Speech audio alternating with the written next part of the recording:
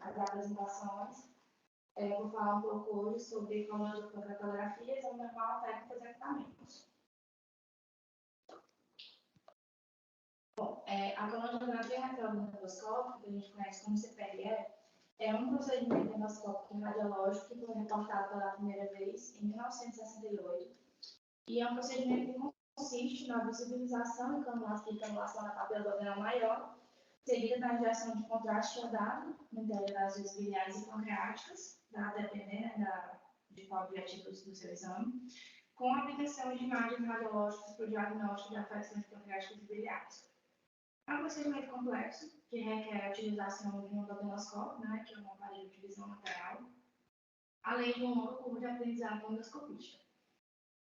Caracteriza-se por um procedimento minimamente invasivo, porém apresenta um maior potencial de complicações graves em relação a outros procedimentos endoscópicos. Em relação às indicações, algumas das indicações que a gente pode citar para a realização da CPRE incluem casos de icterícia, que pode ser por obstrução das vias biliares por colite ou uma obstrução maligna, como neoplasia biliar, pacientes com sinais sugestivos e doenças das vias biliares ou pancreáticas também, que você vai fazer um estudo daquela via biliar, avaliar quadros de pancreatite de etiologia determinada, avaliação pré-operatória de pacientes com pancreatite crônica ou pseudocístico pancreático, muito utilizado também para passar para outras plásticas ou metálicas, né, para drenagem da obstrução de via biliar, drenagem nasobiliar, obtenção de material biológico de ductos biliares e alguns procedimentos como papilectomia, coledoscopia e pancreatoscopia. Em relação ao exame normal, né? Inicialmente você tem que fazer a checagem, a indicação adequada e correta do exame. Hoje em dia, a CPRE acaba sendo um exame bem mais utilizado, quase que exclusivamente para fins terapêuticos. A CPRE, como um diagnóstico, cada vez menos vem sendo recomendada, né, sendo utilizada, visto que a gente já tem outros métodos, como a colagem de ressonância, que é um método muito de vias também. Tem que checar o manejo adequado dos antimicrobianos, né, a antibiótico profilaxia, como indicado, e a duração do jejum para o procedimento se está adequado ou não. Seguida na monitorização do paciente, né, com sedação, geralmente é um exame que é feito com anestesia geral, mas dependendo do caso, pode ser utilizada apenas sedação. O posicionamento do paciente, que vai ficar muito a critério do endoscopista que estiver realizando o procedimento, geralmente da público lateral esquerdo, mas pode ser utilizado também da público dorsal. Introdução do endoscópio até a segunda porção do abdominal, né, através da boca, e o posicionamento ideal com a visualização da papila do abdominal maior.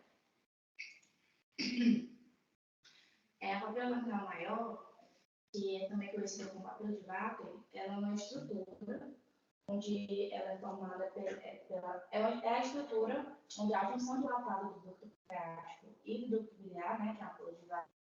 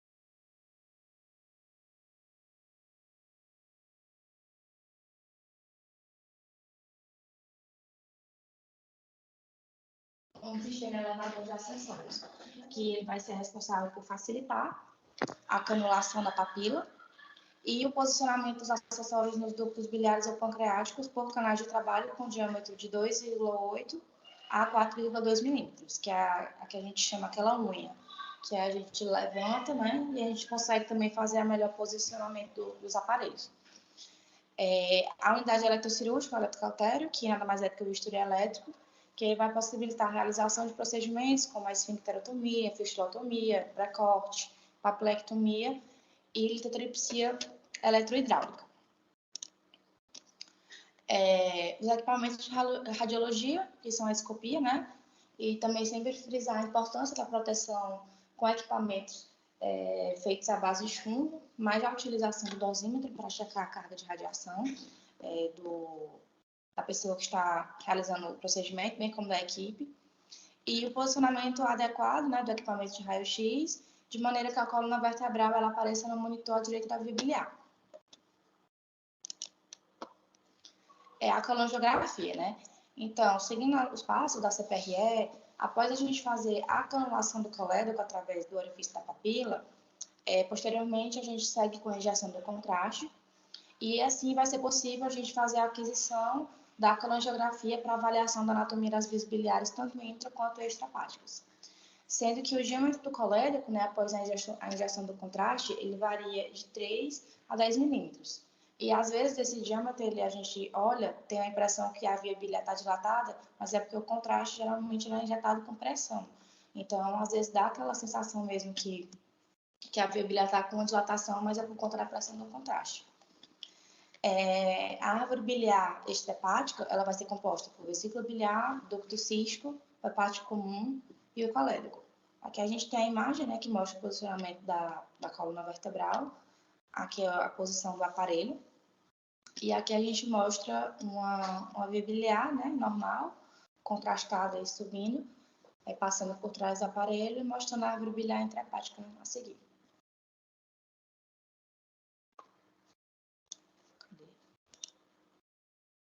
Bom, pancreatografia. A CPRE, além de fazer o contraste da via biliar, ela também permite a gente fazer o contraste da via pancreática, né? Então, em relação à pancreatografia, após a injeção do contraste no ducto pancreático principal ou ducto de Wissing, a imagem ductal formada ela vai se prolongar de maneira anterior-posteriormente ou obliquamente, desde a papila até a coluna vertebral. Como a gente pode olhar aqui na imagem ao lado, a gente vê que o aparelho e a gente vê que o ducto pancreático está contrastando aqui, vindo mais para a direita, com a coluna. Geralmente, o diâmetro do víscero contrastado ele varia entre 2 milímetros na cauda, 3 milímetros no corpo e 4 milímetros na cabeça. Já o ducto acessório ou de Santorini, ele tende-se da transição da cabeça para o corpo do pâncreas até a papila duodenal menor, mas na maioria das vezes ele não vai ser opacificado durante as pancreatografias, apenas o víscero que vai ser evidenciado. A junção biliopancreática, né?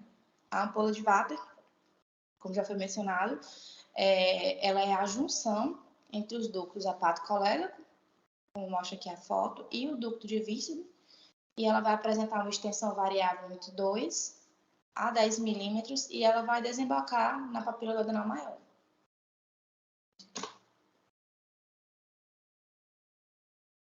É porque eu aumentei sem querer aqui.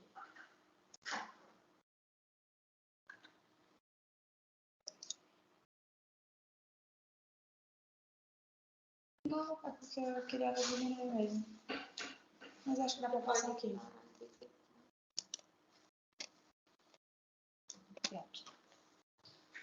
Bom, em relação aos acessórios, né, que são utilizados para o auxílio da CPRE, nós temos os canulótomos, que são catéteres tubulares para a canulação biliopancreática com canais no seu interior, que possibilita a passagem do fio guia e o contraste, eles medem em torno de 5 a 7 frentes. Os papilótomos, que são catéteres tubulares de Teflon, que possuem fio metálico diatérmico na extremidade, com extensão de 2 a 3 centímetros. Aqui na figura, né, na primeira figura aqui da direita, a gente vê um papilótomo. E a gente olha que ele tem esse haste, né, esse fio metálico, que ele é diatérmico, que ele vai ter a conexão, né, com a unidade eletrocirúrgica, no caso do bisturi elétrico, que vai permitir cortes para a gente fazer a papilotomia, como mostra nessa figura aqui do lado. E aí, dentro do papilótomo, a gente pode fazer algumas manobras, né, como esse arqueamento desse fio metálico, que ele vai posicionar de forma melhor para você poder fazer o corte, né, com segurança melhor.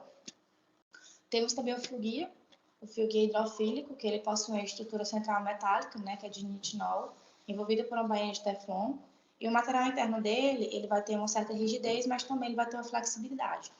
Ele deve ser utilizado com água no interior do lume, já que ele é hidrofílico, e ele tem um comprimento que varia de 260 a 450 milímetros. Em relação às próteses, né? As próteses biliares e pancreáticas. A gente pode ter próteses tanto plásticas quanto metálicas. As próteses plásticas geralmente são próteses confeccionadas em polietileno, teflon, poliuretano ou nylon, um calibre que varia de 3 a 12 frentes, com comprimento entre 3 e 15 centímetros para o uso biliar ou pancreático. Observe que na figura lateral, a prótese plástica, essa prótese azulzinha, que ela tem uma espécie de aletas nas laterais, que é que vai servir para fazer a fixação interna, impedindo a migração da prótese, né? Quando ela é disparada, essas aletas elas se abrem e fazem a fixação adequada da prótese. As principais indicações da drenagem biliar, né, paliativa, ou pacientes com uma hiperbilirrubinemia importante, que vão ser submetidos a um procedimento cirúrgico, você quer fazer uma drenagem biliar pré-operatória, para desobstrução de via biliar, ou até mesmo obstrução de via biliar por coledocolitíase também. E o tempo de duração dela é em torno de até 6 meses, né? Porque quando ela passa muito tempo, ela tem alguns riscos de complicação, dentre eles a obstrução da prótese ou a própria infecção, né, devido depois também como consequência da obstrução. As próteses metálicas podem ser feitas de nitinol, ácido inoxidável, formando uma malha tubular que pode ser não revestida, parcialmente revestida ou totalmente revestida. E elas foram desenvolvidas justamente para tentar aumentar o tempo de batência em relação às próteses plásticas, né, para elas demorarem um pouco mais para serem retiradas. Um exemplo aqui, essa prótese mostrada aqui na figura, a gente vê que é a malha tubular dela, que transpapilar. E como complicação das próteses, né, as próteses total ou parcialmente recobertas, elas estão mais relacionadas com a obstrução da drenagem e também com desenvolvimento de casos de infecção ou pancreatite decorrentes da obstrução. E a prótese metálica não revestida, a principal complicação relacionada a ela é o crescimento tumoral, né, obstrutivo. Geralmente são próteses que são utilizadas para a drenagem de lesões tumorais. Então, é o crescimento tumoral obstrutivo, né, que ele vai crescer através dessa malha e vai obstruir a prótese. E você pode também fazer a retirada desse crescimento tumoral ou com plasma de argônio, ou então passando uma nova prótese. Em relação aos acessórios para a extração de cálculos, a gente usa principalmente o balão extrator, né, ou de Fogart, que ele mede entre 5 e 6,8 frentes, e ele possui um balão na ponta que vai ser insuflado, que ele alcança um diâmetro de 8 até 18 milímetros. Podemos ter também a cesta de dormir, que a gente conhece mais como cesta de basquete, que são constituídas pelo fio metálico, né, e podem ser utilizadas para remoção de cálculos no interior da via biliar ou pancreática. Essa malha desses fios metálicos, quando ele aprisiona o cálculo, ela fecha, então ela consegue agarrar bem o cálculo. E em alguns casos, dependendo do tamanho do cálculo, às vezes esse cálculo pode ficar preso dentro dessa desses fios metálicos, né, na cesta de basquete, e você não conseguir fazer a remoção da cesta. Então, você pode cortar esse fio metálico da cesta de basquete e conectar ele no litotripsão mecânico, né, que é o de Solhendra. Então, você pode fazer essa litotripsia mecânica. Mesmo que seja no caso que o cálculo não fique preso, se for um cálculo maior também, você quiser fazer a litotripsia, você pode fazer, só que a cesta de basquete ela não vai ser mais utilizada, né, porque você vai ter que cortar o fio para poder fazer a conexão com o litotripsor. E acessórios em relação à dilatação biliar, nós temos os balões dilatadores. Eles geralmente são balões mais compridinhos, que eles variam, pode ser de 4, 6, 8, 10, com comprimentos entre 2 e 4 centímetros. E em casos que você quer fazer uma dilatação para extrair cálculos maiores que 10 milímetros, você pode utilizar balões dilatadores de grande diâmetro, que variam de 12 a 20, com comprimento de 5,5 centímetros. Eles são produzidos com polietileno não extensível, com mecanismo de circulação por seringa com manômetro, para controle de pressão, de acordo com as médias da ATM, né? Então, você vai ver lá quanto é a graduação do balão e vai suflar o manômetro de acordo com a orientação que vem no próprio balão. Oxi. Mentira, que eu cliquei no negócio pra sair. E agora? O que tá aparecendo? Aqui pra mim. Aí, 3. Eu saí, foi onde foi que eu cliquei no.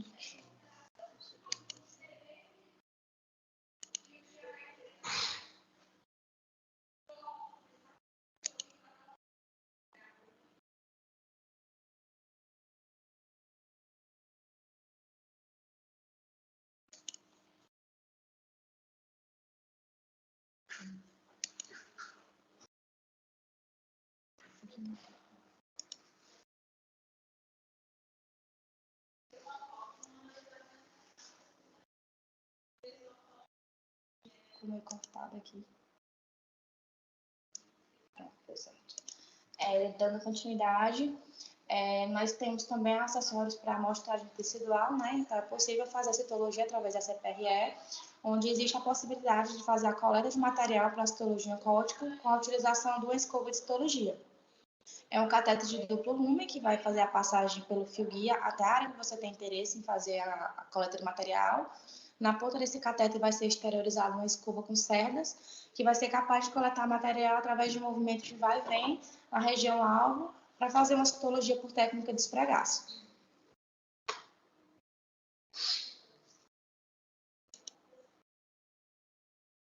Em relação à técnica do exame, inicialmente a gente prossegue com a cateterização das vias biliares ou pancreáticas. Frisar que essa cateterização, né, a gente vai fazer através do papilótomo. E lembrar que quando você tem o intuito de cateterizar a via biliar, o ducto biliar, você deve fazer a introdução do papilótomo na parte superior para a esquerda do ósseo da papila, que vai em direção ao ducto biliar. Se você fizer essa cateterização como se fosse no assoalho lá do ósseo da papila rumo para a direita, a chance maior de você fazer a cateterização do ducto de Visser, né, o acesso na via pancreática. Existem alguns casos onde a papila ela não está muito favorável para ser feita a cateterização, ou então às vezes é uma papila que já teve muitas papilites, fica com a superfície meio cicatrizada, ou então paciente que já foi submetido à papilotomia prévia, você não consegue fazer essa cateterização, você pode utilizar de técnicas de papilotomia de acesso, que pode ser através de pré-corte ou fistulotomia. O pré-corte você vai utilizar um papilotomo de ponta, que é esse papilótomozinho aqui que mostra na figura abaixo, que você vê essa pontinha bem fininha, e você vai fazer uns cortes pequenos na parte superior do ósseo da papila, com o intuito de cateterizar, de conseguir acessar a via biliar. E a fistulotomia, ou também chamada de infundibulotomia, você vai fazer incisões na mucosa e na submucosa acima do ósseo da papila, que é a região que é chamada de fundíbulo da papila, com o objetivo também de acessar a via biliar. A esfincterotomia biliar ou papilotomia tem como complicação mais comum a pancreatite. E outros riscos que podem estar relacionados, né, é a perfuração, sangramento e infecção. Em alguns casos, você pode também estar diante de um divertículo periampular, que ele é só uma variação que pode estar relacionada com uma via biliar mais difícil de cateterização, e alguns estudos mostram que também pode estar relacionado a essas vias biliares de difícil cateterização com o número de tentativas que o endoscopista está realizando. Alguns colocam entre 5 a 15 tentativas de cateterização, outros colocam em torno de 10 tentativas, um tempo estimado de 10 minutos, outro tempo estimado de 10 a 20 minutos aí, de tempo de cateterização para considerar uma via de difícil acesso, mas também vai depender muito da experiência do profissional. E de considerações finais, é um procedimento cirúrgico complexo, né, quase exclusivamente utilizado hoje para fins terapêuticos, devendo ser evitado apenas para fins diagnósticos. E a CPRE, quando bem executada, ela é uma intervenção minimamente invasiva, altamente resolutiva, que vai permitir poupar o paciente de cirurgias mais agressivas e de maior mortalidade.